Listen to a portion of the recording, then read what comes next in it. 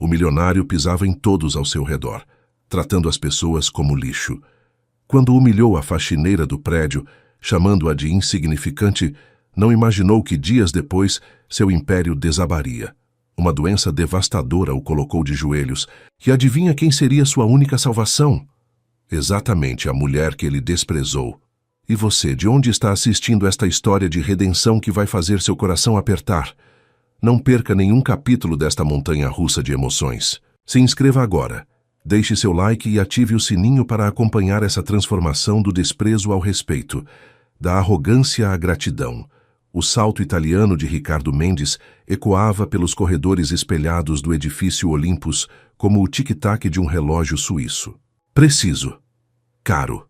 Imponente. Os funcionários desviavam o olhar quando ele passava. Uma dança silenciosa de submissão que alimentava seu ego a cada manhã. Aos 45 anos, o empresário carregava o peso de 3 gerações de riqueza e o império imobiliário que triplicara sob seu comando. Seu terno azul marinho impecavelmente cortado por alfaiates portugueses abraçava seus ombros largos como uma segunda pele, enquanto os óculos de armação italiana repousavam sobre seu nariz aristocrático. No 40º andar, as portas do elevador se abriram diante de seu escritório panorâmico. São Paulo se estendia a seus pés como um tapete cinzento. Ricardo sorriu. A cidade era sua, a vida era sua. Bom dia, Sr. Mendes, murmurou sua secretária, Cláudia, estendendo-lhe uma pasta de couro e uma xícara de café colombiano. Ele grunhiu em resposta, sem tirar os olhos do celular último modelo. Na tela, os números da bolsa dançavam em verde. Mais um dia de lucro. Mais um dia no topo.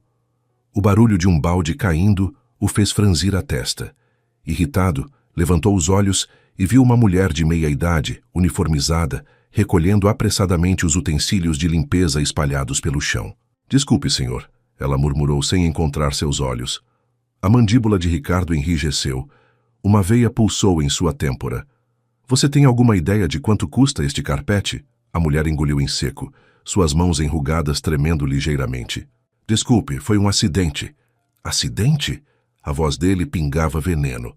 Sabe qual é o problema deste país? Incompetência. Pessoas como você que não sabem fazer o básico. Ele olhou para o crachá dela. Vera, não é? Olhe para mim quando falo com você. Relutante, Vera ergueu o olhar. Seus olhos castanhos, profundos como poços, encontraram os dele. Por um instante, Ricardo sentiu algo estranho, um desconforto inexplicável. Pessoas como você são o lixo que impede o progresso. Limpando sujeira, produzindo mais sujeira. Ele gesticulou com desdém. Você é substituível, lembre-se disso.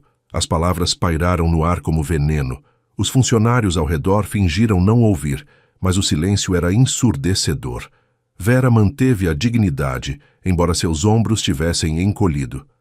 Sim, senhor, ela respondeu com uma calma que o irritou ainda mais. Ricardo afastou-se, satisfeito com o poder que exercia. Não percebeu o olhar que Vera lançou em sua direção.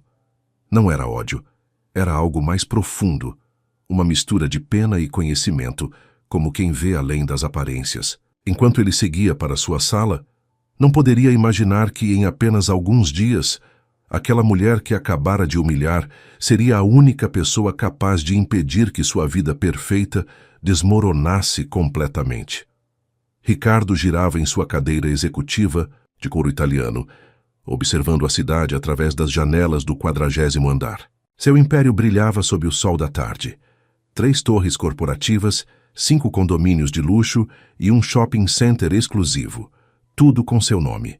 Tudo construído sobre o legado de seu pai, que ele transformara em algo muito maior. Os investidores chineses confirmaram para amanhã, informou Gustavo, seu diretor financeiro, ajustando nervosamente a gravata. Eles estão interessados em injetar 200 milhões no projeto da Riviera. Um sorriso predatório formou-se nos lábios de Ricardo. Aquele projeto duplicaria sua fortuna. Ótimo. Prepare a apresentação com projeções otimistas. Muito otimistas, entendeu? Gustavo hesitou, o suor brilhando em sua testa. Ricardo, os estudos ambientais ainda não foram concluídos. Há riscos consideráveis no terreno e... Problemas são para pessoas pequenas, Gustavo. Ricardo cortou-o, tamborilando os dedos na mesa de mármore. Resultados são para vencedores. Entendeu? Naquela noite, Ricardo dirigia seu carro esporte alemão pelas ruas da cidade quando notou um ônibus parado no ponto. Sob a chuva fina, reconheceu uma figura familiar entrando no veículo, a faxineira, Vera. Por um momento, seus olhares se cruzaram através do vidro. Ela o enxergou claramente no carro luxuoso. Ricardo acelerou, deixando-a para trás como deixava todos os insignificantes. Em casa, seu apartamento de cobertura de 600 metros quadrados o recebeu com silêncio. As paredes brancas exibiam quadros caríssimos que ele não compreendia, mas que o faziam parecer culto. A geladeira estava abastecida pelo serviço de chefe particular, mas ele não tinha apetite. Serviu-se de um uísque raro e caminhou até a varanda. A cidade cintilava como um tapete de diamantes aos seus pés. Ricardo sorriu, sentindo o poder correr em suas veias. Quem precisa de pessoas quando se tem tudo isso? Murmurou para si mesmo. Seu celular vibrou. Era sua ex-esposa, Helena. Ignorou a chamada como fazia há 3 meses. Provavelmente queria mais dinheiro, embora o divórcio já tivesse lhe custado uma fortuna. As pessoas sempre queriam algo dele. Seu dinheiro, seu poder, seu tempo. Nunca ele mesmo.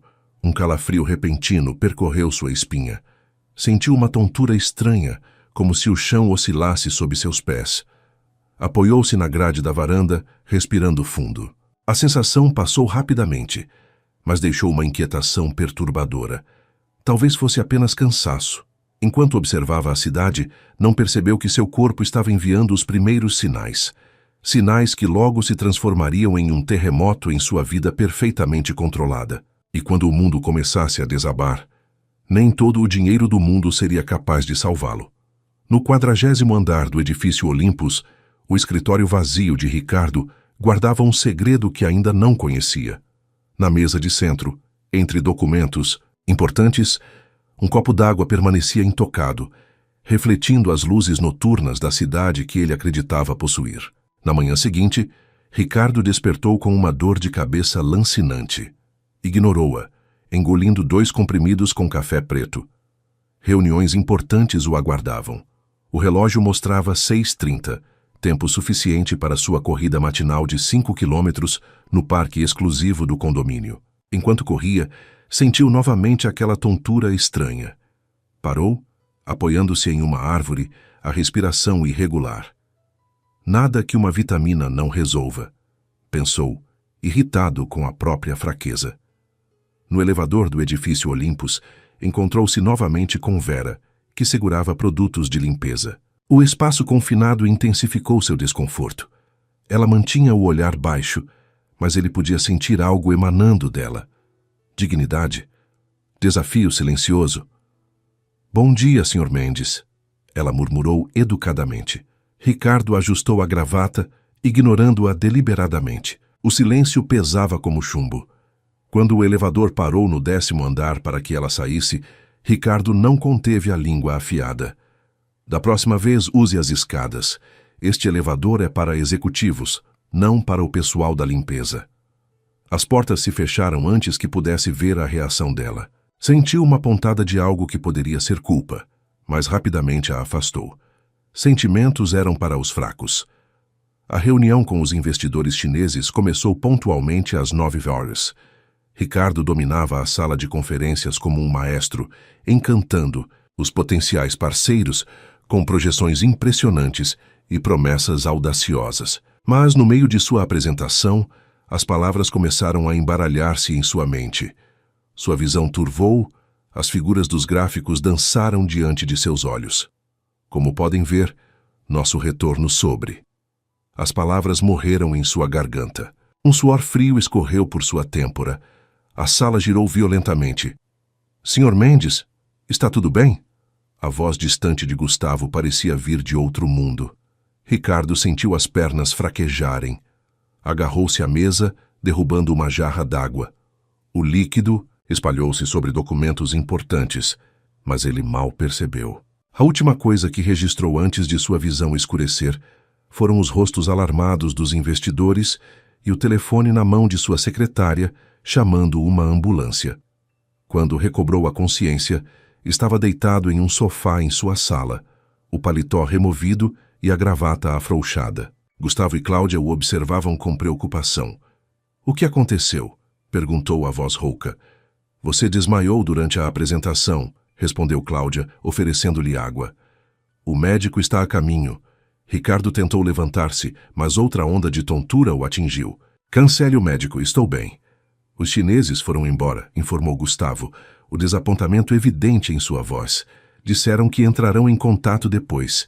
A humilhação queimou como ácido no estômago de Ricardo. Nunca, em toda sua carreira, havia demonstrado fraqueza. Imagens dos investidores testemunhando seu colapso atormentavam sua mente. "Saiam", ordenou entre dentes.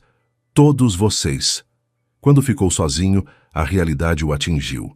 Pela primeira vez em anos, algo escapava ao seu controle. Algo dentro de seu próprio corpo. E o pensamento era mais aterrorizante do que qualquer crise financeira que já enfrentara. No banheiro privativo, observou seu reflexo pálido no espelho. Quem era aquele homem vulnerável que o encarava? Enquanto ajeitava a gravata, não percebeu a mancha amarelada nos cantos de seus olhos. O primeiro sinal visível de que sua vida estava prestes a mudar drasticamente. "Hepatite autoimune avançada", declarou o Dr. Andrade, ajustando-os óculos enquanto analisava os exames. "Seu fígado está sendo atacado pelo próprio sistema imunológico." Ricardo, sentado rigidamente na cadeira do consultório luxuoso, mantinha a expressão impassível, mas seus dedos apertavam os braços da poltrona com força suficiente para embranquecer os nós dos dedos. "Quanto tempo?" perguntou secamente. O médico o encarou confuso. "Não se trata de tempo, Sr. Mendes. Não é terminal, mas é sério. Precisamos iniciar o tratamento imediatamente. Medicamentos imunossupressores, mudança radical na dieta, descanso absoluto." "Descanso?" Ricardo riu sem humor. "Tenho 3 projetos em andamento e uma fusão corporativa para finalizar este mês. Sr. Mendes," o médico inclinou-se para a frente, "se continuar neste ritmo, seu próximo projeto será do leito de um hospital. Seu corpo está lhe enviando um ultimato." Na saída do consultório, Ricardo ignorou as recomendações médicas e dirigiu-se diretamente ao escritório. As palavras do doutor reverberavam em sua mente, mas ele as afastou como fazia com tudo que o incomodava.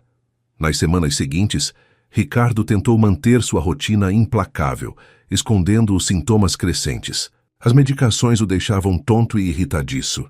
Sua pele adquiriu um tom amarelado que nem mesmo seu bronzeado artificial conseguia disfarçar. Nas reuniões, precisava fazer pausas para controlar as náuseas. Em um fim de tarde particularmente difícil, todos já haviam ido embora quando uma tontura violenta o atingiu no corredor. Ricardo cambaleou, derrubando uma estátua decorativa com estrondo. Caído no chão, lutava para se levantar quando ouviu passos apressados. "Sr. Mendes." A voz era familiar. Ergueu os olhos e viu Vera, a faxineira, correndo em sua direção com expressão alarmada. A humilhação foi instantânea. De todas as pessoas que poderiam testemunhar sua fraqueza, tinha que ser justamente ela, a mulher que ele tratara como lixo. "Estou bem", grunhiu, tentando levantar-se e falhando miseravelmente. "Não preciso da sua ajuda." Ignorando suas palavras, Vera ajoelhou-se ao seu lado. Com surpreendente força para sua estrutura pequena, ajudou-o a sentar-se encostado na parede. Seus gestos eram precisos, quase profissionais. "O senhor não está bem", ela afirmou, observando sua pele amarelada. "É o fígado, não é?" Ricardo a encarou surpreso. "Como?" "Trabalhei como técnica de enfermagem por 15 anos antes."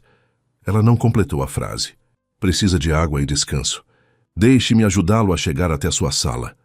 Demasiado fraco para protestar, Ricardo permitiu que Vera o apoiasse até o sofá em seu escritório. Ela trouxe água e abriu as janelas para que o ar circulasse melhor. "Devo chamar uma ambulância?" perguntou. "Não." A resposta foi rápida e categórica. "Ninguém pode saber disso." Vera assentiu, compreendendo a situação melhor do que ele esperava. "Hepatite autoimmune?" O olhar surpreso de Ricardo confirmou sua suspeita. "Minha irmã teve", explicou ela sem cerimônias. "Os remédios são fortes. O senhor não deveria estar trabalhando." Por um momento, os papéis se inverteram completamente. Não era mais o poderoso empresário e a insignificante faxineira. Era apenas um homem doente e alguém que sabia como ajudar. Por que está fazendo isso? Perguntou Ricardo, a voz mais fraca do que gostaria. Depois do que eu disse a você, Vera o estudou por um longo momento, seus olhos revelando uma sabedoria que o dinheiro não podia comprar. Porque posso, respondeu simplesmente. Descanse um pouco. Voltarei para verificá-lo antes de ir embora. Quando ela saiu, Ricardo ficou olhando para a porta fechada, uma mistura confusa de emoções em seu peito. Pela primeira vez em décadas, alguém o havia ajudado sem esperar nada em troca. E justo a pessoa que ele tratara com o maior desprezo. A noite avançava lá fora, as luzes da cidade piscando como estrelas artificiais. Enquanto seu corpo fraquejava, algo em sua mente começava muito lentamente a despertar. Os dias seguintes trouxeram uma deterioração rápida. Ricardo tentava manter as aparências, mas sua condição tornava-se cada vez mais difícil de esconder. Cancelou reuniões, delegou responsabilidades e, pela primeira vez na vida, saiu do escritório antes das 8 da noite. Em casa, seu apartamento luxuoso parecia uma prisão dourada. O silêncio o sufocava. Tentou ligar para sua filha, Laura, de 22 anos, estudante de medicina em Londres. A chamada foi para a caixa postal. Não deixou recado. Nunca soubera o que dizer a ela mesmo nos tempos saudáveis. Na quarta-feira acordou encharcado de suor. A febre o consumia. Tentou levantar-se, mas seu corpo recusava-se a obedecer. O celular estava fora de alcance. O pânico, um sentimento com o qual não estava familiarizado, cresceu em seu peito. Estava sozinho quando mais precisava de ajuda. Por horas permaneceu semidelirante, flutuando entre consciência e confusão. O interfone tocou várias vezes. Provavelmente Gustavo, preocupado com sua ausência no trabalho. Ricardo não tinha forças para atender. Quando a noite caiu, ouviu um ruído na porta de entrada. Tentou gritar, mas sua voz era apenas um sussurro rouco. Passos se aproximaram do quarto. Sr. Mendes? A voz familiar o trouxe de volta à realidade. Vera estava parada na porta do quarto, a preocupação evidente em seu rosto. Como você entrou? Perguntou debilmente. Sua secretária me deu o endereço. Você não apareceu, não atendeu às ligações. Ela se aproximou tocando sua testa com mãos frescas e suaves. Está queimando de febre. Ricardo queria protestar, manter sua dignidade, mas a doença havia roubado até mesmo seu orgulho. Preciso ir ao hospital, admitiu finalmente. Sim, precisa. Mas antes... Vera desapareceu e voltou minutos depois com uma compressa fria que colocou em sua testa. De sua bolsa tirou alguns medicamentos. Isso ajudará a baixar a febre até chegarmos lá. Com gestos eficientes, ela trocou seus lençóis empapados de suor, ajudou-o a vestir roupas limpas e preparou uma pequena mala com itens essenciais. Ricardo observava seus movimentos, perguntando-se por que aquela mulher, que ele humilhara publicamente, estava agora cuidando dele com tanta dedicação. Por que está fazendo isso? Perguntou novamente a voz fraca. Vera o olhou diretamente nos olhos. Porque sei o que é estar sozinho quando mais se precisa de alguém. No hospital, Ricardo foi imediatamente internado. Seu fígado estava falhando rapidamente. O estresse e a recusa em seguir o tratamento haviam acelerado a doença. Precisaria ficar sob observação por tempo indeterminado. Vera permaneceu ao seu lado durante todo o processo de admissão. Quando os médicos finalmente o deixaram sozinho no quarto particular, ela preparou-se para sair. Você ficará bem agora, disse ela, ajeitando o travesseiro uma última vez. Os médicos aqui são excelentes. Ricardo sentiu um desespero inexplicável ao vê-la se afastar. Você voltará amanhã? A pergunta escapou de seus lábios antes que pudesse contê-la. Vera parou na porta, surpresa. Por um longo momento, apenas o encarou como se tentasse decifrar algo em seu rosto pálido e doente. Voltarei, respondeu finalmente. Descanse agora. Quando ela saiu, Ricardo fitou o teto branco do hospital. As máquinas ao seu redor apitavam ritmicamente, lembrando-o de que sua vida agora dependia da tecnologia que seu dinheiro podia comprar. Mas havia algo mais, algo que nenhuma fortuna poderia proporcionar. A presença de alguém que se importava genuinamente. Fechou os olhos, exausto. Antes de adormecer, um pensamento perturbador cruzou sua mente. E se todo o seu dinheiro, poder e prestígio não fossem suficientes para salvá-lo? E se no final, tudo dependesse da bondade de uma mulher que ele considerara insignificante? A noite avançou, silenciosa e implacável, enquanto o homem que se acreditava invencível lutava pela própria sobrevivência, mais vulnerável do que jamais imaginara ser. O hospital particular ocupava um andar inteiro só para Ricardo. Sua suíte médica parecia mais um hotel de luxo, com mobiliário elegante, televisão de última geração e uma equipe dedicada exclusivamente a ele. Mas nem todo o conforto que o dinheiro podia comprar aliviava a sensação opressiva de estar confinado, dependente e assustadoramente mortal. Na manhã seguinte à internação, diversos especialistas desfilaram por seu quarto, discutindo seu caso como se ele fosse um problema científico fascinante e não um ser humano com medo. As palavras técnicas voavam pelo ar: imunossupressores da biópsia hepática, terapia de plasma, enquanto Ricardo tentava processar o que estava acontecendo com seu corpo. Precisamos ser agressivos com o tratamento, explicou o hepatologista. Dr. Campos, seu fígado está severamente comprometido. Se não responder aos medicamentos, podemos precisar considerar um transplante. Transplante. A palavra caiu como uma bomba. Quanto tempo isso levaria? O médico hesitou. Depende da lista de espera, compatibilidade, sua condição geral. Listas? Ricardo riu amargamente. Doutor, tenho recursos. Diga o preço. O médico o encarou com expressão neutra. Senhor Mendes, não se trata de dinheiro. Órgãos não estão à venda. Há protocolos, leis. A ideia de que seu dinheiro não podia simplesmente resolver este problema era totalmente nova para Ricardo. Pela primeira vez em décadas, estava em uma situação onde seu poder e influência significavam pouco ou nada. Quando a equipe médica saiu, Ricardo permaneceu olhando pela janela. Uma fina garoa caía sobre a cidade que ele tanto controlara. Agora, essa mesma cidade continuava sua rotina, indiferente à sua ausência. O mundo seguia em frente sem Ricardo Mendes. A porta se abriu silenciosamente. Vera entrou trazendo uma pequena sacola. Bom dia, disse ela suavemente. Trouxe algumas coisas que achei que poderia querer. Seu celular carregado, alguns livros da sua mesa de cabeceira. Ricardo olhou para ela confuso. Você foi? E ao meu apartamento? Vera assentiu. Sua secretária me deu a chave. Ela está preocupada. Todos estão. Um silêncio desconfortável pairou entre eles. Ricardo percebeu que não sabia como conversar com alguém sem dar ordens ou fazer exigências. Especialmente com alguém como Vera, uma pessoa que ele teria ignorado completamente em sua vida anterior.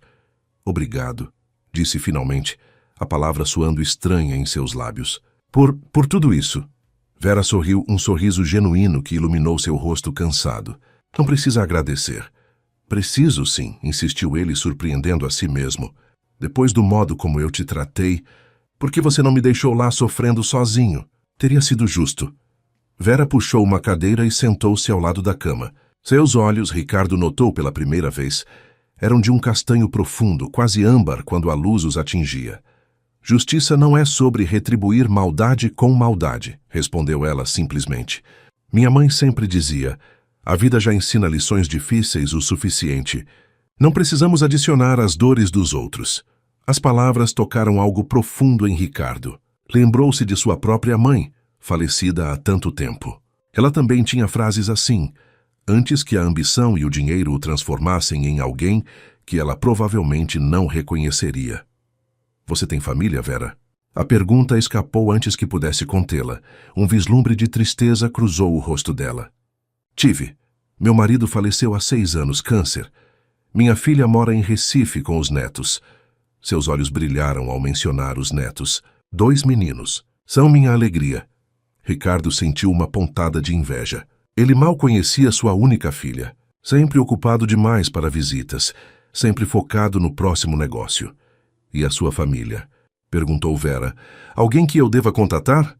Ricardo desviou o olhar. Minha ex-esposa provavelmente está em alguma ilha particular com um novo marido. Minha filha estuda medicina em Londres. Ele fez uma pausa.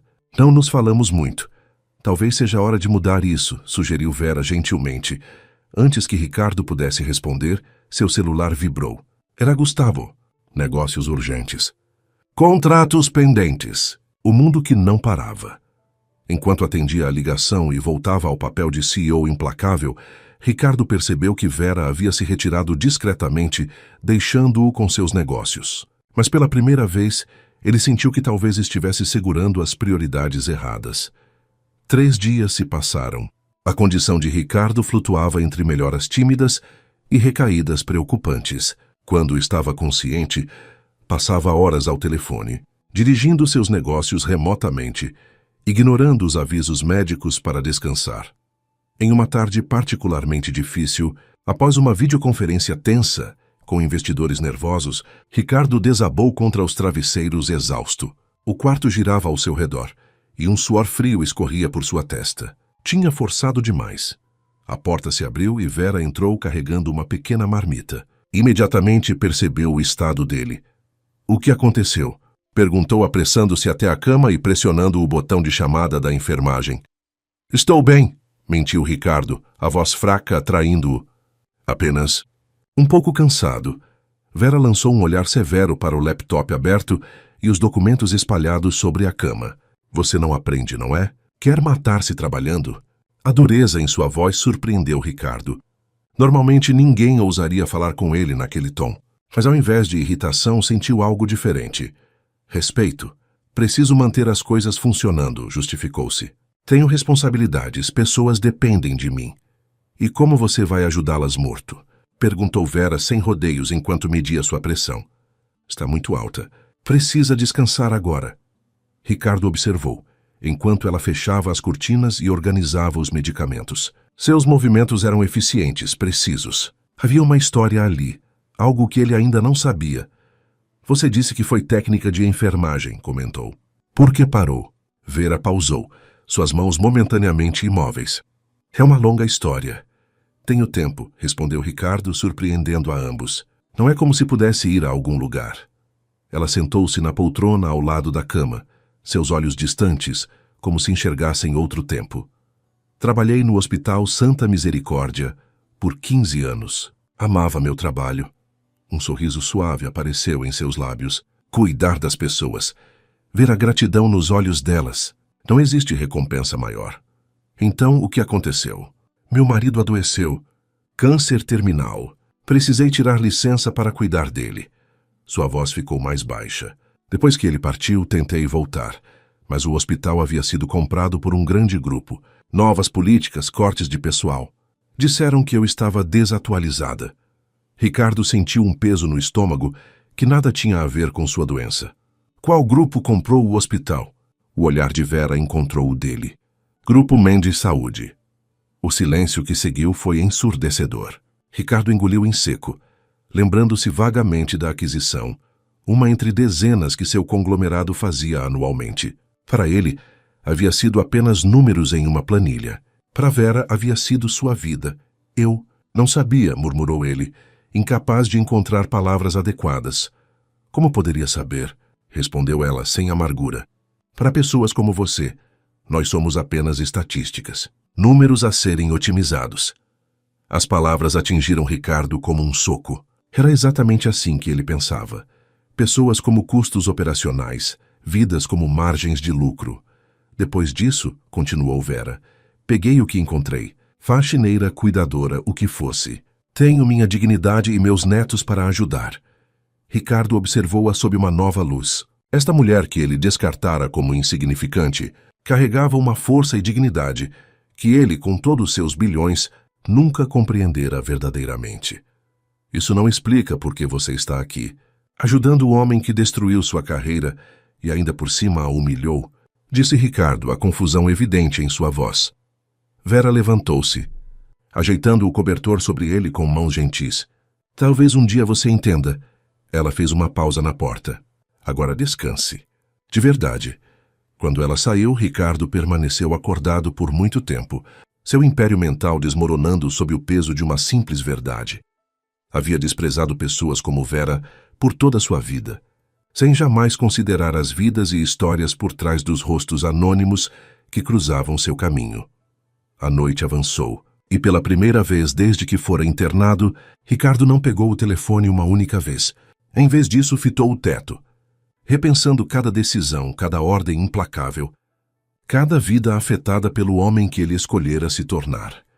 Na manhã do 5º dia de internação, Ricardo acordou com uma clareza que não sentia há semanas. A febre havia cedido e as dores diminuído consideravelmente.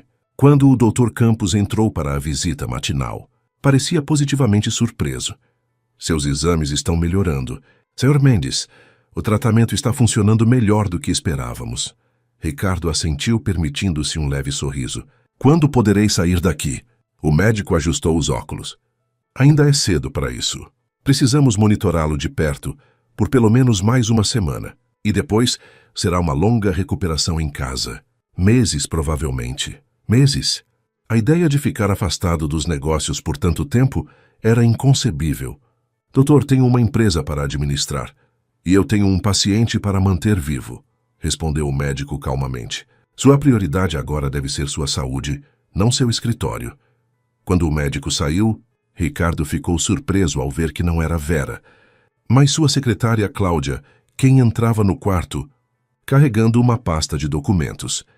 Sr. Mendes, que bom vê-lo melhor, exclamou ela genuinamente aliviada. Trouxe os contratos que pediu e as últimas projeções financeiras. Obrigado, Cláudia. Como estão as coisas no escritório? Sobrevivendo, senhor, respondeu ela diplomaticamente. Gustavo está mantendo tudo sob controle, mas todos sentem sua falta. Os chineses ligaram 3 vezes perguntando sobre sua saúde. Ricardo folheou os documentos distraidamente, seu pensamento em outro lugar.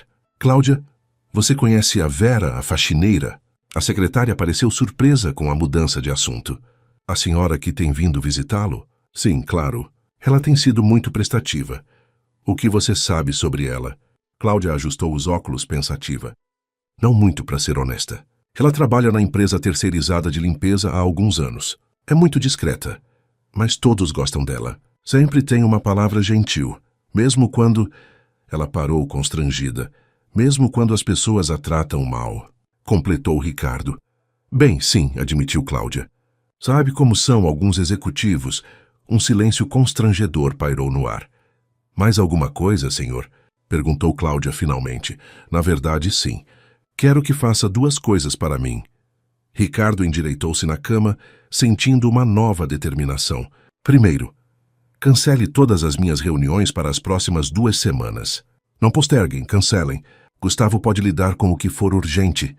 Cláudia arregalou os olhos, mas assentiu fazendo anotações. Segundo, continuou ele, quero que descubra tudo sobre o processo de demissões no Hospital Santa Misericórdia, quando o adquirimos há 5 anos. Quero nomes, motivos, quem tomou as decisões.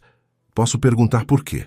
Ricardo olhou pela janela, para a cidade que se estendia até o horizonte. Porque é hora de corrigir alguns erros. Quando Cláudia saiu, Ricardo pegou seu celular. Havia uma ligação que precisava fazer, uma que deveria ter feito há muito tempo. Seus dedos pairaram sobre o nome de sua filha na lista de contatos. Laura. Quando foi a última vez que realmente conversaram? Não apenas sobre dinheiro ou estudos, mas como pai e filha. Respirando fundo, ele pressionou o botão de chamada. 3 toques depois, uma voz fém. E Nina atendeu, claramente surpresa. Pai, está tudo bem? A familiaridade e a distância simultâneas naquela voz quase quebraram a compostura de Ricardo. Oi, Laura, eu tenho algo para te contar. Enquanto relatava os acontecimentos das últimas semanas para a filha atônita, Ricardo sentiu algo estranho em seu peito. Uma leveza que não vinha dos medicamentos, mas de simplesmente ser honesto, com sua filha e consigo mesmo. Estou pegando o próximo voo, declarou Laura quando ele terminou. Chegarei amanhã à noite. Não precisa abandonar seus estudos por minha causa, protestou Ricardo, embora seu coração ansiasse pela presença dela. Pai, a voz de Laura suavizou. Você sempre esteve ocupado demais para mim. Agora é minha vez de estar ocupada demais para aceitar suas desculpas. Quando a ligação terminou, Ricardo encontrou-se sorrindo para o telefone. Sua filha estava vindo, e surpreendentemente, ele estava mais nervoso com isso do que com qualquer diagnóstico médico. Laura Mendes era a versão feminina do pai em determinação, mas com uma compaixão que Ricardo jamais possuíra. Aos 22 anos, ela entrou no quarto de hospital como uma pequena tempestade. cabelos escuros presos em um coque desalinhado, olheiras de quem atravessara continentes, e um olhar que misturava preocupação e uma saudade relutante. "Você está horrível", foram suas primeiras palavras, enquanto depositava a mala no chão e se aproximava da cama. Ricardo não pôde conter um sorriso. "Também senti sua falta." Um abraço desajeitado seguiu-se, o primeiro em anos. Ricardo sentiu o perfume suave da filha, tão diferente do ambiente asséptico do hospital, e percebeu quanto havia perdido ao manter esse relacionamento em segundo plano.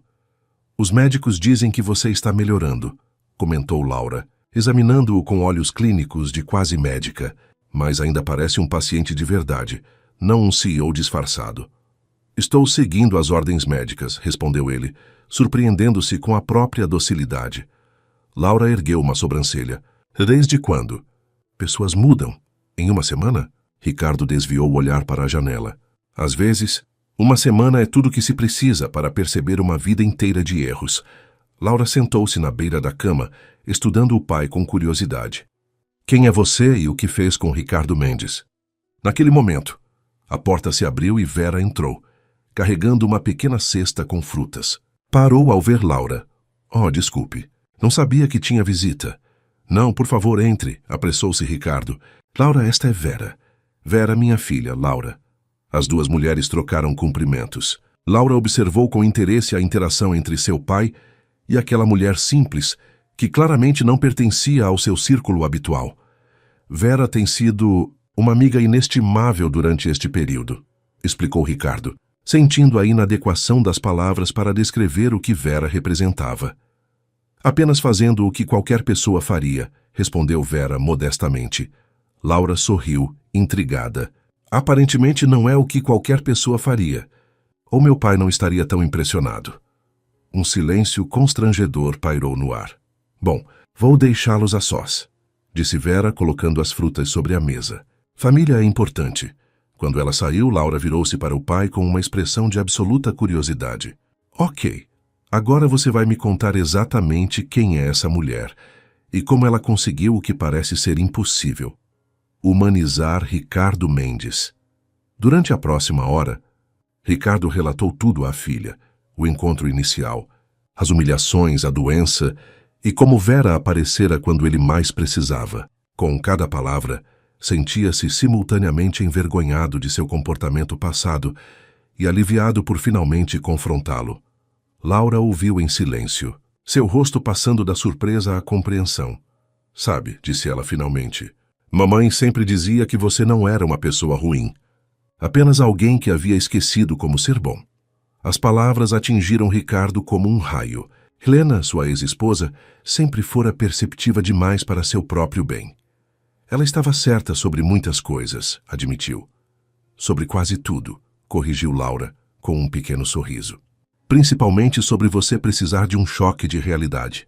"Bem, acho que finalmente consegui um", respondeu Ricardo, indicando o quarto de hospital ao redor.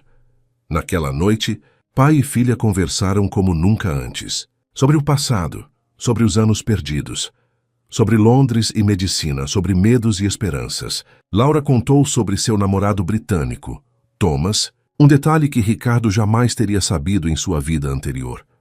Quando as enfermeiras vieram para a medicação noturna, encontraram algo raro naquele quarto geralmente tenso: risos. Ricardo Mendes e sua filha estavam reaprendendo a linguagem que haviam esquecido há tanto tempo, a de simplesmente serem família. Após Laura adormecer no sofá do quarto, Ricardo permaneceu acordado, observando sua filha. Algo dentro dele estava mudando, desprendendo-se como uma casca velha e ressecada. A doença havia derrubado suas defesas, mas eram pessoas como Vera e Laura que estavam preenchendo os espaços vazios com algo muito mais valioso que poder ou dinheiro. O monitor cardíaco ao lado da cama mostrava batimentos estáveis, mas Ricardo sabia que seu coração estava longe de ser o mesmo. 2 semanas se passaram. A presença de Laura transformou a atmosfera do quarto de hospital. Ela trouxe livros, música, conversas genuínas, elementos que haviam desaparecido da vida de Ricardo há anos. Sob os cuidados atentos da equipe médica, da filha e das visitas diárias de Vera, sua saúde melhorava gradualmente. Numa tarde ensolarada, Gustavo veio visitá-lo, trazendo notícias do império que Ricardo havia temporariamente abandonado. Os investidores chineses assinaram com a concorrência, informou Gustavo, ajustando nervosamente a gravata. Perdemos o projeto da Riviera. Para sua própria surpresa, Ricardo não sentiu a habitual onda de raiva. Sobreviveremos. Gustavo piscou confuso. Mas é uma perda de 200 milhões em potencial de lucro. Pensei que você ficaria furioso, completou Ricardo. Talvez antes. Mas perder 200 milhões parece menos importante quando você quase perde tudo. Um silêncio desconfortável seguiu-se. Gustavo parecia estar diante de um estranho, não do implacável Ricardo Mendes que conhecia há décadas. Há mais uma coisa, continuou Gustavo hesitante. Aquele terreno no projeto Alameda? Os testes ambientais voltaram. Há contaminação significativa no solo. Se construirmos lá, poderia afetar o lençol freático da região. O antigo Ricardo teria ignorado o relatório, subornado inspetores, seguido em frente. O novo Ricardo sentiu uma pontada de culpa ao imaginar as consequências. Cancele o projeto, disse simplesmente. Cancelar? Gustavo quase engasgou. Ricardo, já investimos milhões em planejamento e licenças preliminares. E quanto custaria limpar um lençol freático contaminado?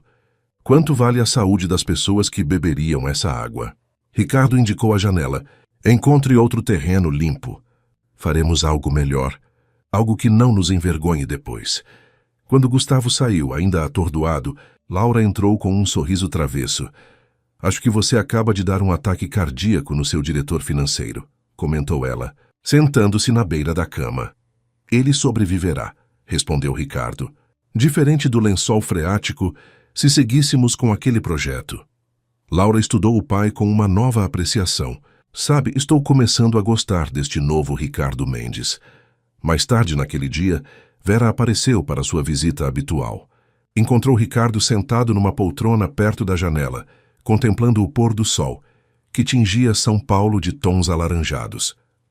Boa tarde, cumprimentou ela. Vejo que está forte o suficiente para ficar fora da cama. Os médicos dizem que posso ter alta na próxima semana, respondeu ele. Recuperação em casa, claro, mas é um progresso. Vera sorriu genuinamente feliz. Isso é uma ótima notícia. Ricardo indicou a cadeira ao lado. Quando Vera sentou-se, ele reuniu coragem para algo que planejava há dias. Descobriu o que aconteceu no Hospital Santa Misericórdia, disse suavemente. Vera enrijeceu, sua expressão fechando-se. Foram demitidos 86 funcionários após a aquisição. Enfermeiros, técnicos, pessoal de apoio, todos com mais de 10 anos de casa. A justificativa oficial foi reestruturação para eficiência operacional. Ricardo engoliu em seco. Na realidade, foi para aumentar a margem de lucro em 8%. Por que está me dizendo isso? Perguntou Vera, a voz controlada. Porque aquela foi minha ordem, admitiu Ricardo. Não especificamente sobre você ou qualquer outro funcionário. Apenas números numa planilha. Corte os mais antigos, eles custam mais. Nunca pensei nas pessoas por trás dessas decisões. Vera permaneceu em silêncio, o rosto impassível. Não estou pedindo perdão, continuou Ricardo. Sei que palavras não desfazem o que aconteceu, mas quero que saiba que entendo agora. E quero tentar consertar o que puder. Algumas coisas não podem ser consertadas, Sr. Mendes, respondeu Vera finalmente. Meu marido morreu enquanto eu tentava reconstruir minha carreira. Não ter um salário decente significou menos tratamentos que poderíamos ter tentado. O peso daquelas palavras atingiu Ricardo como um soco físico. A ideia de que suas decisões frias de negócios haviam contribuído indiretamente para o sofrimento de um homem e sua família era mais do que podia suportar. Eu sinto muito, murmurou, as palavras totalmente inadequadas. Verdadeiramente. Vera levantou-se caminhando até a janela. Sua silhueta recortada contra o céu alaranjado parecia simultaneamente frágil e inquebrável. Sabe o que é mais estranho? Disse ela finalmente. Não sinto raiva de você. Talvez devesse, mas não sinto. Vejo apenas um homem que nunca entendeu o valor real das coisas. Ela virou-se para encará-lo. O que vocas? Vai fazer agora, Ricardo Mendes.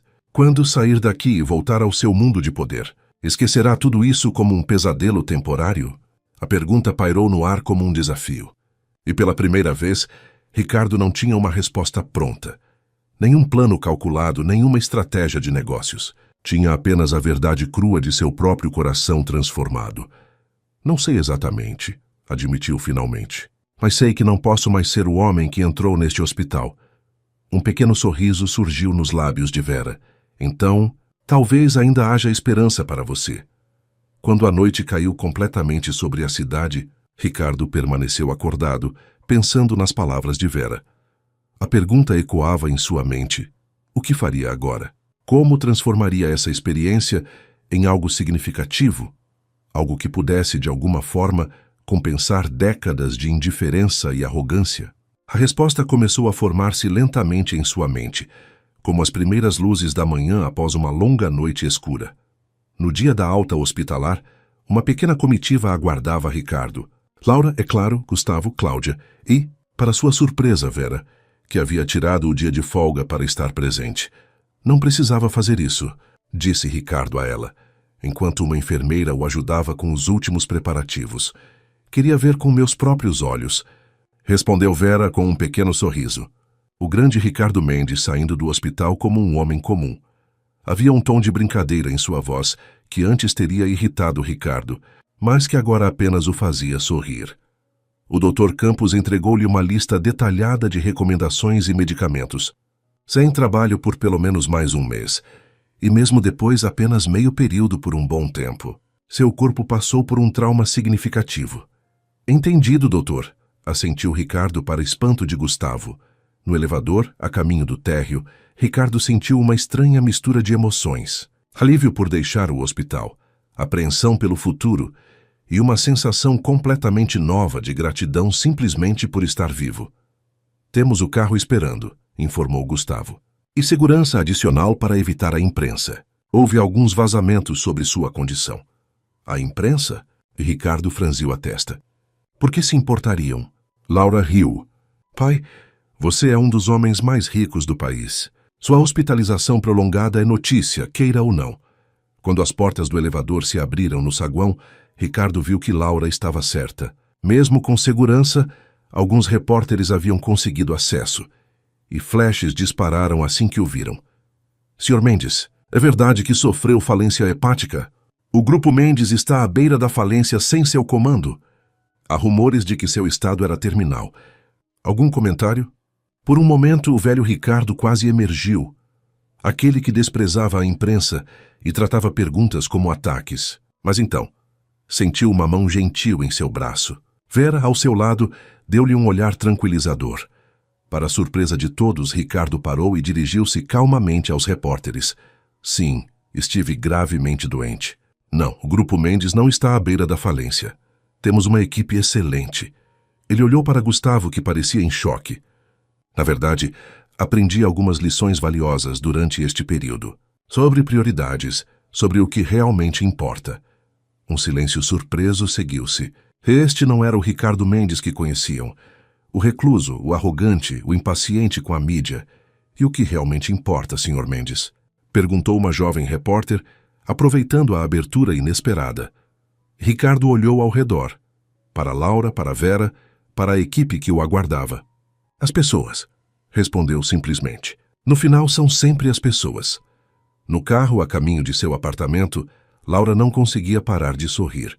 Acho que você acabou de quebrar a internet, pai. Ricardo Mendes, o tubarão dos negócios, falando sobre a importância das pessoas. Ninguém vai acreditar.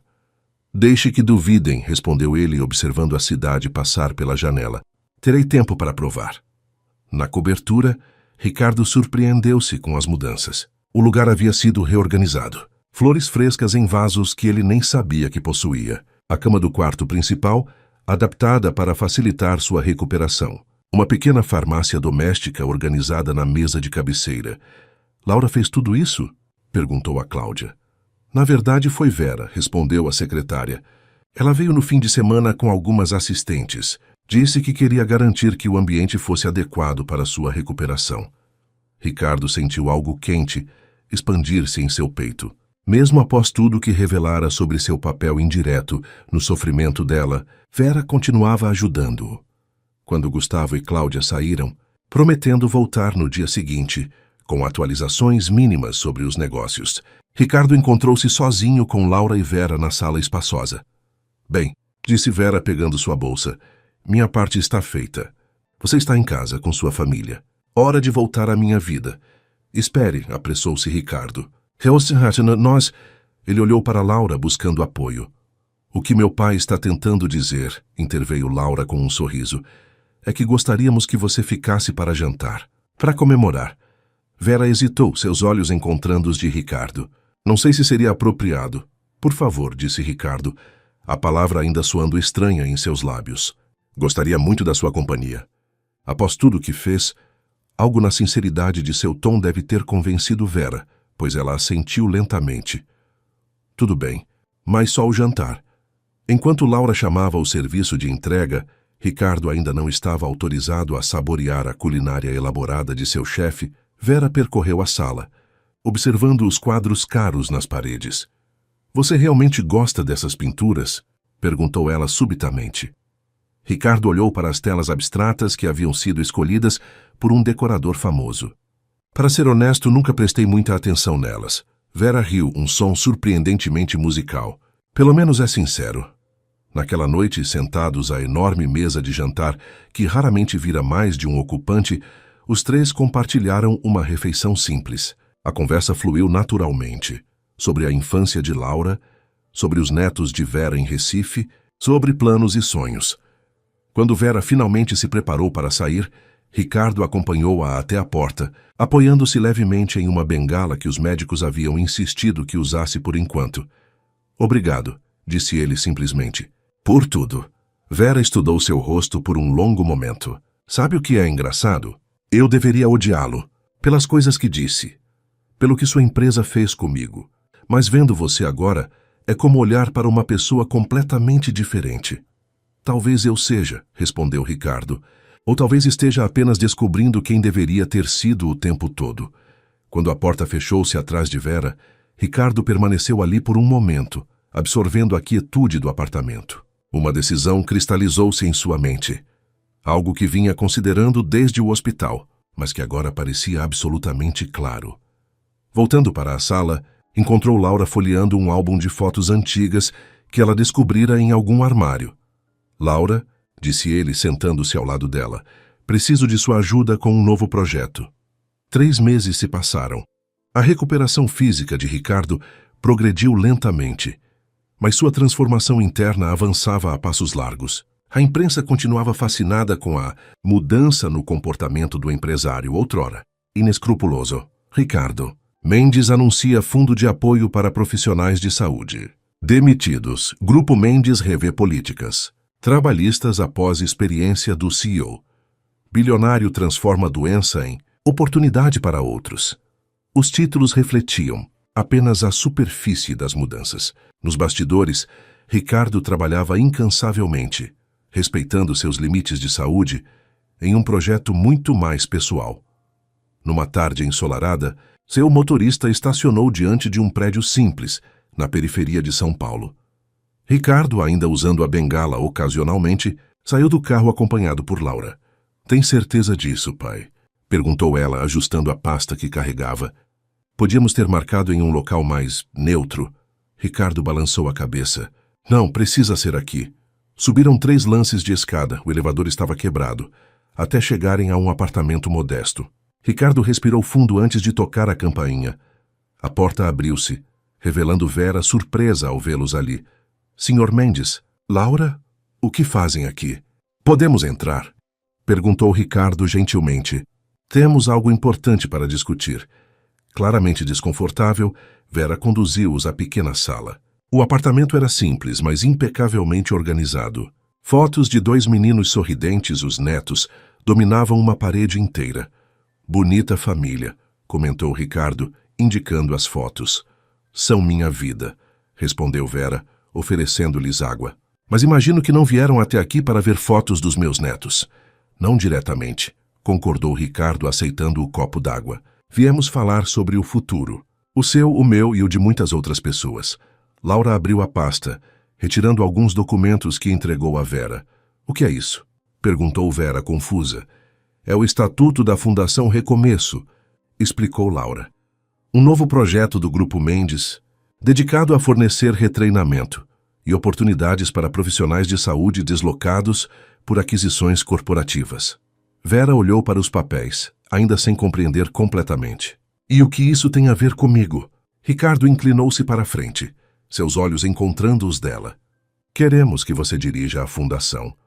O silêncio que seguiu foi absoluto. Vera olhava de Ricardo para Laura e de volta para os documentos como se esperasse que algum deles revelasse a piada. Isso é algum tipo de caridade? Perguntou finalmente, uma ponta de orgulho ferido em sua voz. Alguma forma de aliviar sua consciência? Não, respondeu Ricardo firmemente. É negócio. O melhor tipo de negócio, aquele que beneficia a todos. Você tem 15 anos de experiência como técnica de enfermagem. Conhece as dificuldades do setor e possui algo que nenhum executivo do meu conglomerado jamais terá: empatia genuína. Laura continuou. A fundação terá um orçamento inicial de 50 milhões. Autonomia total. Seu salário será compatível com o de qualquer diretor executivo do grupo. Vera levantou-se, caminhando até a janela. Seu pequeno apartamento tinha vista para um parque onde crianças brincavam. Por longos minutos, apenas observou a cena, processando a proposta extraordinária. Por que eu?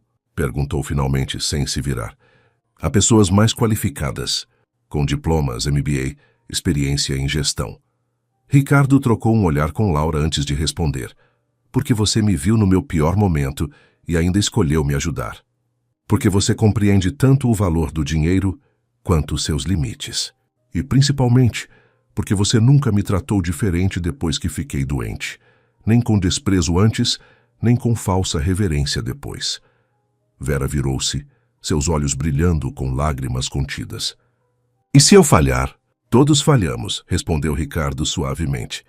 Eu falhei como empresário, mesmo construindo um império. Falhei como pai, mesmo proporcionando tudo materialmente. A diferença é que algumas falhas vêm de tentar fazer o bem e outras de nem tentar. Laura levantou-se, aproximando-se de Vera. Não precisa responder agora. Leve o tempo que precisar para considerar. Vera olhou para os documentos em suas mãos, depois para as fotos de seus netos. Meus meninos estão crescendo em Recife. Não posso deixá-los. A fundação terá sede em São Paulo, explicou Ricardo, mas com núcleos em 5 capitais, incluindo Recife. Você poderia dividir seu tempo, estar perto deles. Um pequeno sorriso formou-se nos lábios de Vera. Você pensou em tudo, não é? Aprendi com a melhor, respondeu Ricardo, retribuindo o sorriso. Uma pessoa que me ensinou que planejar o futuro não significa apenas maximizar lucros, mas maximizar possibilidades para todos. Quando saíram do apartamento, Laura segurou o braço do pai enquanto desciam as escadas cuidadosamente. Ela vai aceitar? Perguntou. Ricardo olhou para o céu azul de São Paulo, a cidade que uma vez vira apenas como um império a conquistar e que agora enxergava como um lar compartilhado por milhões. Não sei, respondeu honestamente, mas pela primeira vez, o resultado não é o mais importante. O que importa é que oferecemos uma escolha genuína, sem manipulação, sem pressão. O tipo de escolha que nunca dei a ninguém antes. Laura apertou seu braço gentilmente. Você realmente mudou, pai. Ricardo sorriu, observando as pessoas comuns que passavam por eles na calçada. Pessoas que antes teriam sido invisíveis para ele. Não, respondeu pensativamente. Apenas acordei. 6 meses após a internação que transformara sua vida, Ricardo encontrava-se em uma situação inimaginável 1 ano antes. Sentado à mesa de reuniões de sua empresa, ele não ocupava a cabeceira. Aquele lugar agora pertencia a Gustavo, o novo CEO do Grupo Mendes. Os números do trimestre superaram as expectativas, anunciava Gustavo aos acionistas e diretores. A reestruturação ética das operações, contrariando todas as previsões pessimistas, resultou em aumento de 15% no valor das ações. Ricardo observava, satisfeito. A transição de poder havia sido sua primeira grande decisão após a recuperação. Não um afastamento completo, mas uma redefinição de seu papel. Continuava como presidente do conselho, mas as operações diárias estavam nas mãos competentes de Gustavo, e a Fundação Recomeço continuou Gustavo projetando novos slides. Já reintegrou 126 profissionais de saúde ao mercado e estabeleceu parcerias com 3 redes hospitalares para garantir práticas trabalhistas mais justas. Um murmúrio de aprovação percorreu a sala. Alguns dos acionistas mais antigos haviam resistido inicialmente às mudanças, temendo que a nova consciência social de Ricardo afetasse os lucros. Agora, viam que ética e rentabilidade não eram mutuamente exclusivas. Após a reunião, Ricardo dirigiu-se ao elevador. No caminho, funcionários o cumprimentavam, não com o medo reverencial de antes, mas com um respeito genuíno, alguns até com sorrisos casuais. No térreo, encontrou Vera aguardando no saguão. Após semanas de deliberação, ela havia aceitado o desafio de dirigir a Fundação Recomeço. Hoje, 6 meses depois, sua presença no edifício sede do conglomerado já não causava surpresa. Como foi a reunião? Perguntou ela, enquanto caminhavam juntos para a saída. Surpreendentemente boa. As pessoas estão começando a entender que fazer o bem pode ser bom para os negócios também. Ricardo sorriu. E como foi seu dia? Intenso. Estamos finalizando o programa piloto em Recife. Conseguimos parcerias com mais 2 hospitais para contratar nossos profissionais requalificados. Saíram para a calçada ensolarada. Ricardo dispensara o motorista. Agora preferia caminhadas quando possível. Outra recomendação médica, que se transformara em hábito prazeroso. Tenho uma surpresa, disse Vera, enquanto caminhavam em direção a um café próximo. Lembra daquela enfermeira que mencionei? Maria Luísa, que perdeu o emprego no mesmo corte que eu. Ricardo assentiu, sentindo o familiar aperto de culpa que ainda o visitava ocasionalmente. Ela completou nosso programa de atualização em técnicas avançadas de enfermagem oncológica. Recebeu 3 ofertas de emprego. Vera sorriu orgulhosa. Escolheu o Hospital Santa Clara. Começa na segunda-feira com salário 40% maior do que tinha antes. Ricardo parou, absorvendo a notícia. Isso é incrível, Vera. Verdadeiramente incrível. E tem mais, continuou ela, seus olhos brilhando. Maria tem uma filha de 16 anos, Ana. A menina quer estudar medicina, mas a família nunca teve condições. E estive pensando, talvez pudéssemos criar um programa de bolsas? Ricardo encarou Vera maravilhado com sua capacidade de sempre enxergar além, de encontrar novas formas de ampliar o impacto positivo. Claro que podemos, respondeu, a mente já planejando as possibilidades. Na verdade, por que não criar um programa completo? Não apenas bolsas universitárias, mas mentoria, estágios. Sentados no café, os 2 perderam-se em uma animada discussão sobre como expandir o alcance da fundação. Qualquer observador casual jamais imaginaria as circunstâncias extraordinárias que haviam unido aquelas 2 pessoas tão diferentes, o ex-bilionário, implacável, e a ex-faxineira com coração de ouro. Foi nesse momento, enquanto discutiam apaixonadamente formas de ajudar desconhecidos, que Ricardo percebeu algo profundo. Não era apenas ele quem havia salvado Vera da precariedade ao oferecer-lhe a direção da fundação. Na verdade, ela o havia salvado de uma forma muito mais significativa, resgatando-o de uma vida vazia de propósito genuíno. O celular de Ricardo tocou, interrompendo seus pensamentos. Era Laura. Pai, estou no aeroporto. O voo atrasou, mas devo chegar em 2 horas. Thomas está comigo. Ricardo sorriu. Laura havia finalmente decidido apresentar o namorado britânico à família. Estaremos esperando. Vera está aqui comigo, planejando dominar o mundo através de boas ações. Laura riu do outro lado da linha. Isso não me surpreende nem um pouco. Até logo. Quando desligou, Ricardo encontrou Vera observando-o com uma expressão curiosa. O que foi? Perguntou ele. Nada, respondeu ela sorrindo. Apenas pensando em como a vida dá voltas. 1 ano atrás, quem imaginaria? Ricardo assentiu, compreendendo perfeitamente. Sabe o que mais me impressiona? Não é a mudança em si, mas como ela parece natural. Como se eu estivesse finalmente alinhado com quem deveria ser. Vera estendeu a mão, tocando brevemente a dele sobre a mesa. Um gesto simples que comunicava uma compreensão profunda. Isso, disse ela suavemente, é o que chamamos de encontrar seu verdadeiro norte. Enquanto o sol começava a se pôr sobre São Paulo, lançando um brilho dourado sobre os arranha-céus. Ricardo sentiu uma certeza cristalina. Havia perdido um império de arrogância, mas ganhado um mundo de significado. E pela primeira vez em décadas, sentia-se verdadeiramente rico. Um ano completo havia se passado desde o dia fatídico em que Ricardo Mendes desabara diante dos investidores chineses. A data não passou despercebida. Laura fez questão de marcar a ocasião com um jantar familiar.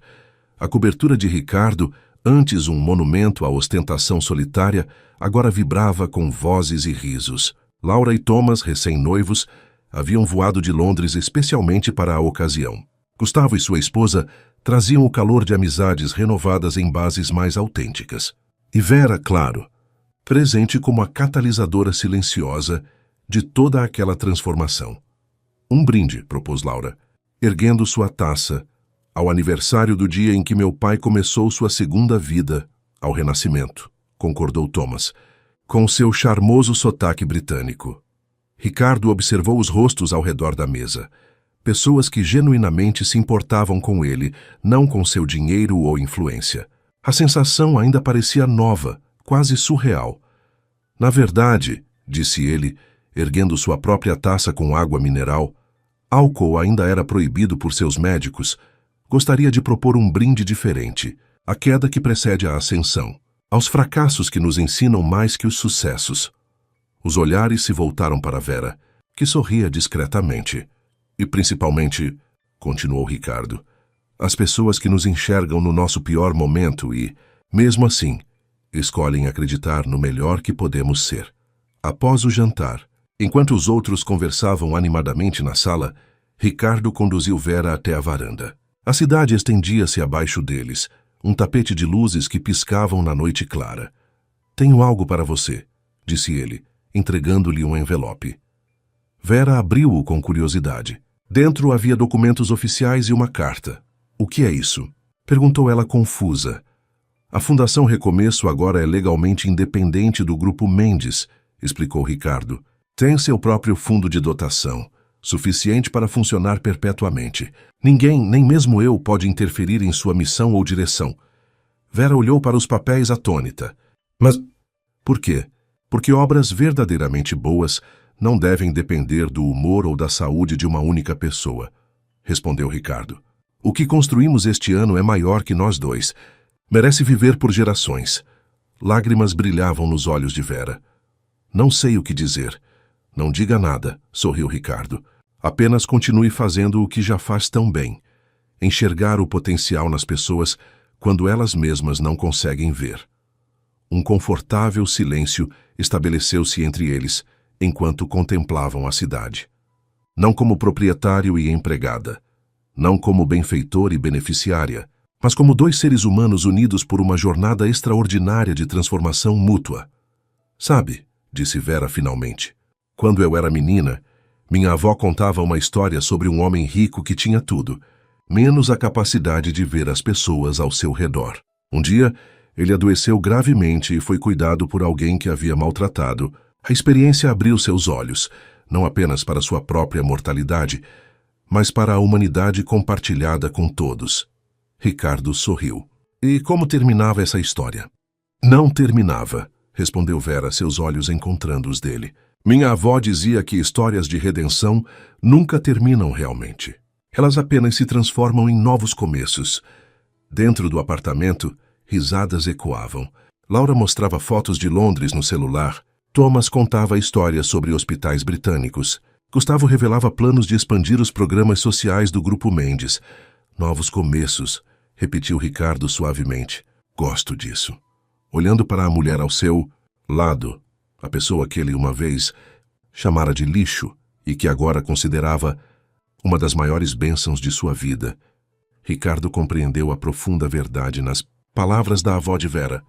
Sua jornada de arrogância à humildade, de desprezo à gratidão, não era um fim em si mesma, mas o primeiro capítulo de uma história muito maior. E enquanto as estrelas brilhavam sobre São Paulo, duas pessoas improváveis permaneciam lado a lado na varanda, contemplando não apenas a cidade abaixo, mas o futuro à frente. Um futuro que, graças a uma queda e uma mão estendida no momento certo, prometia ser infinitamente mais rico que todos os impérios financeiros do mundo. A vida, sussurrou Ricardo, mais para si mesmo que para Vera. A vida, concordou ela, como se compreendesse perfeitamente o peso daquelas simples palavras, pois no final era disso que se tratava toda a jornada, não de sobreviver, mas de aprender a verdadeiramente viver.